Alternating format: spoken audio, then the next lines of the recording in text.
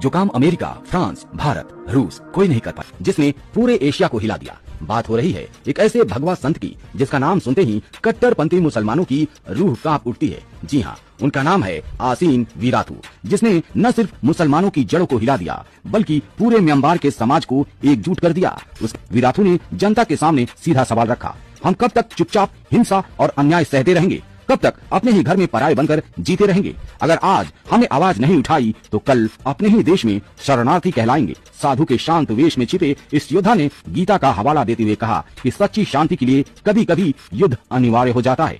यही वो क्षण था जब म्यांमार की भीड़ बिखरी हुई भीड़ से बदलकर एकजुट जनसागर में बदल गई, जिसने पूरे म्यांमार में भूचाल ला दिया। मुसलमानों के 786 नंबर की तरह उन्होंने 969 नंबर को बौद्ध राष्ट्रवाद का पहचान चिन्ह बना दिया। उन्होंने जोश में कहा, सच्चा देशभक्त वही है जिसके पास 969 का निशान है।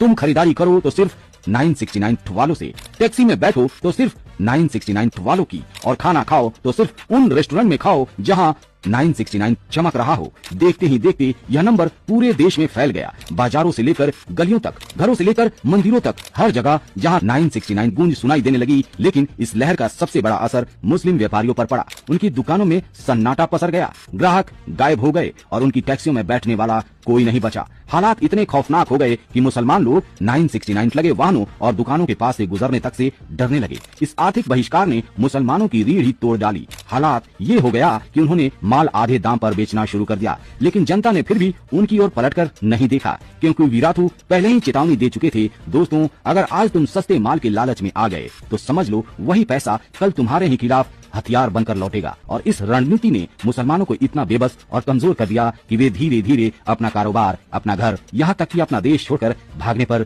मजबूर हो गए। वीरातू खुले मंचों पर दहाड़ कर कहते थे, अगर अपनी संस्कृति, अपने धर्म और अपने देश को बचाना है तो दया दिखावे का समय खत्म हो चुका है। अब कठोर कदम ही असली करुणा है। जो मुस्लिम अब भी बचे हैं वे हाशिए पर जी रहे हैं। उनकी कभी की दादागिरी और डर फैलाने वाली छवि पूरी तरह मिट चुकी है। दूसरी तरफ बौद्ध जनता वीरातू को राष्ट्र नायक मानती है, जबकि दुनिया का बड़ा हिस्सा उन्हें खलनायक कहता है। मगर सच यही है दोस्तों कि वीरातू ने अपने आंदोलन से इतिहास में ऐसी गहरी लकीर खींच दी जिसे न समय मिटा पाएगा न विरोधी ताकतें। दोस्तों, सवाल अब आपसे है, क्या भारत जैसे देश को भी एक वीरातू की जरूरत है? क्या यहाँ भी कोई ऐसा संत उठकर सामने आ सकता है जो राष्ट्र के लिए, धर्म के लिए कठोर फैसले ले? आप अपने विचार जरूर कमेंट करके बताएं।